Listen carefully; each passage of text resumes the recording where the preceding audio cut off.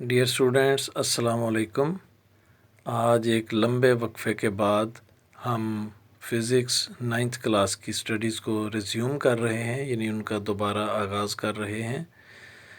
और इस लंबे वक्फे की वजह तो बहुत सारी थी, लेकिन उनमें से एक बड़ी वजह मोबाइल फ़ोन की मेमोरी का इशू था।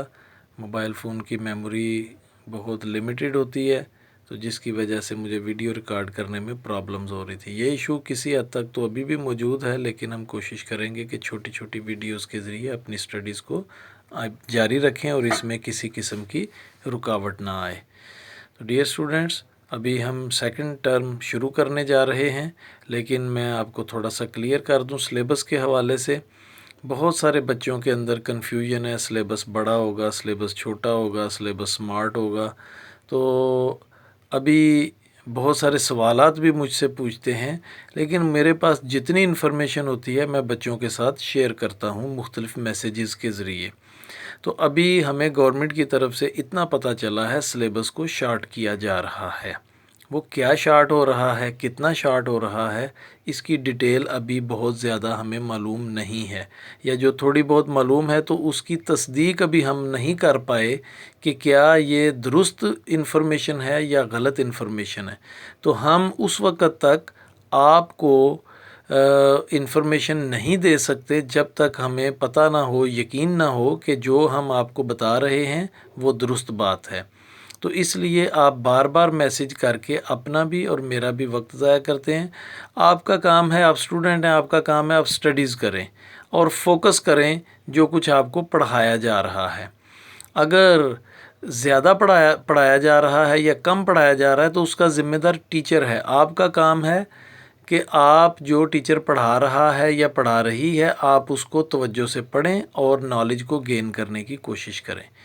तो इन इब्तदाई बातों के साथ हम सेकंड टर्म का आगाज़ करते हैं। हम सेकंड टर्म में 6 चैप्टर से स्टार्ट करेंगे। तो 6 चैप्टर हमारा है वर्क एंड एनर्जी। तो इस चैप्टर में हमने वर्क और एनर्जी के बारे में डिटेल से पढ़ना है। तो सबसे पहले हम वर्क के बारे में पढ़ेंगे कि वर्क क्या है। तो वर्क एक फ़िज़िकल क्वांटिटी है और फिज़िक्स में इसकी अपनी एक ख़ास डेफिनेशन है। तो हम ये कहते हैं कि वर्क जो है ये होता है उस वक्त जब एक फ़ोर्स एक्ट कर रही हो किसी चीज़ पर और वो उस फोर्स के नतीजे में बॉडी किसी ख़ास डायरेक्शन यानी फ़ोर्स की डायरेक्शन में कुछ डिस्टेंस भी तय करे। तो हम इसकी ज़रा डेफिनेशन को देखते हैं। Work is done when a force acting on a body displaces it in the direction of force। यानी फोर्स जब किसी बॉडी पर एक्ट करे और फोर्स अपनी डायरेक्शन में उस बॉडी को डिस्प्लेस करे। डिस्प्लेस करने का मतलब ये है कि वो बॉडी कुछ डिस्टेंस तय करे, तो हम कहते हैं कि वर्क हुआ है। यानी अगर आप किसी चीज़ पर फोर्स लगा रहे हों और वो चीज़ डिस्टेंस तय ना करे तो वर्क नहीं हुआ। फ़िज़िक्स के मुताबिक वर्क नहीं हुआ।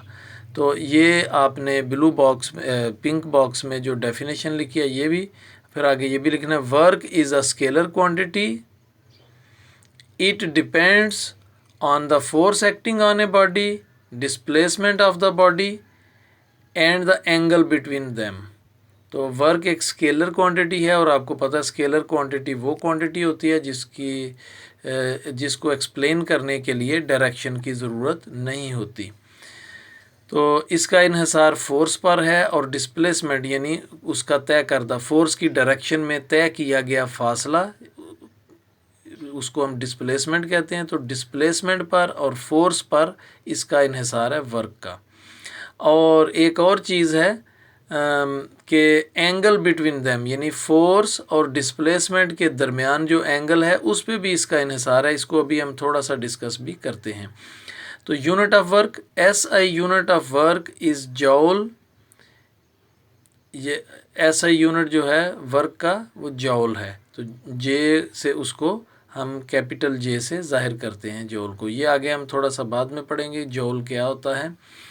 तो बाद सूरतें ऐसी होती हैं कि जिधर फोर्स लग रही हो ज़रूरी नहीं कि फ़ासला उसी डायरेक्शन में तय किया जा रहा हो। जैसे आप इस फिगर में देख रहे हैं कि एक ब्लॉक है और ये रेड एरो की डायरेक्शन में फोर्स लग रही है, लेकिन डिस्टेंस जो है वो हॉरिजेंटल तय हो रहा है। ये एक एंगल है थीटा, तो इस थीटा की डायरेक्शन में फोर्स लग रही है, यानी किसी ख़ास एंगल पर फोर्स लगाई जा रही है, लेकिन फासला इस एंगल पर तय नहीं हो रहा, इस एंगल की डायरेक्शन में नहीं हो रहा, बल्कि हॉरिजेंटली हो रहा है। तो ये उसके परपेंडिकुलर कंपोनेंट्स हैं एफ फोर्स के, एफ वाई कंपोनेंट और एफ एक्स कंपोनेंट। तो फासला जो है एफ एक्स कंपोनेंट की डायरेक्शन में तय हो रहा है, एफ वाई की नहीं। तो इसका मतलब है कि इस फोर्स एफ का जो कंपोनेंट एफ एक्स है वो वर्क के लिए इस्तेमाल हो रहा है। तो इस सूरत में चूँकि एफ एक्स इक्वल होता है एफ कॉस थीटा के, हमने चौथे चैप्टर में पढ़ा है, तो डब्ल्यू जो है W is equal to F S है। ये पिछली डेफिनेशन में मुझे बताना चाहिए था, मैं नहीं बता सका। एक दफ़ा हम फिर ज़रा पिछली डेफिनेशन पे जाते हैं। लास्ट पेज जो है, W is equal to F S. W से मुराद है वर्क, F से मुराद है फोर्स और डिस्प्लेसमेंट के लिए S। तो W is equal to F S का मतलब है फोर्स मल्टीप्लाइड बाय डिस्प्लेसमेंट। ये जब दोनों को मल्टीप्लाई करेंगे तो वो वर्क के इक्वल होता है। तो अब इस सूरत में जब के फोर्स किसी एंगल पर लग रही है और मूवमेंट किसी और डायरेक्शन में हो रही है, तो F जो है वो एफ एक्स होगा, क्योंकि एफ एक्स की डायरेक्शन में वर्क हो रहा है। तो एफ एक्स एस हो जाएगा, W is equal to F X S. तो हमें मालूम है एफ एक्स इक्वल होता है एफ कॉस थीटा के, तो हम ये कह सकते हैं W is equal to F cos theta S, या W is equal to F S cos theta. तो ये है इसकी वजाहत कि जो वर्क है उसका इन्हिसार किन चीज़ों पर है, फोर्स पर, डिस्प्लेसमेंट पर और एंगल बिटवीन देम, और उनके दरमियान जो एंगल है इस पर भी। तो हमने ये अभी देखा कि वर्क का यूनिट है जॉल। तो जॉल की डेफिनेशन क्या होगी? The amount of work is 1 जॉल, यानी वर्क की अमाउंट, वर्क की मिकदार 1 जॉल होगी। कब? When a force of 1 Newton displaces a body through 1 meter in the direction of force। जब एक न्यूटन फोर्स लगाई जाए और उस फोर्स के नतीजे में 1 मीटर का डिस्टेंस तय हो, तो हम कहेंगे कि 1 जॉल वर्क हुआ है। 1 joule is equal to 1 newton multiplied by 1 metre.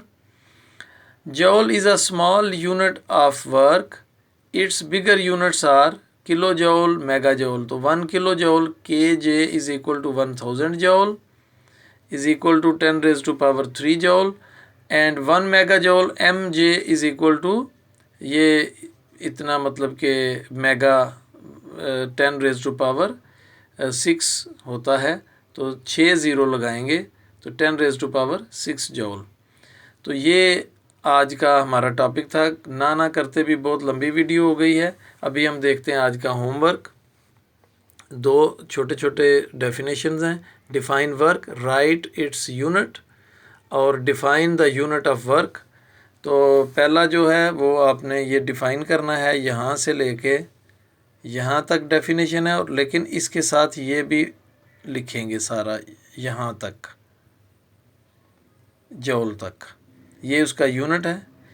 और define the unit of work, उसकी लिखेंगे S I unit of work, यहाँ से लेके यहाँ तक। और जो अच्छे बच्चे हैं वो ये भी ऐड कर सकते हैं, लेकिन यहाँ तक भी आप लिख दें तो काफ़ी है, 4 तक भी। तो आज के लिए इतना ही। कल इंशाल्लाह हम मज़ीद स्टडी को अपनी जारी रखेंगे। अल्लाह हाफिज़।